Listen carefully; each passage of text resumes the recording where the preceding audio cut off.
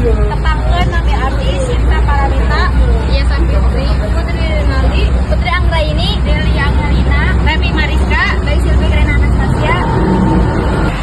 Arti resensi secara etimologis, resensi asalna tina basa Latin.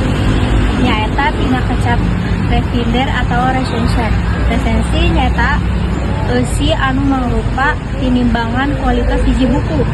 Resensi oge dihartikeun minangka tulisan anu eusina penilaian kana hiji karya, saperti novel, seni drama, film, jeung sajabana. Tematika resensi nyaeta ya 5 nu kahiji judul resensi. Judul resensi kudu bisa ngajadikeun nu maca kataji. Identitas buku, judul buku, pengarang, penerbit, tahun terbit, jumlah kaca, harga buku. Bubuka nyaeta bisa medalkeun ngeunaan pengarang. Oge bisa ngawanokeun buku.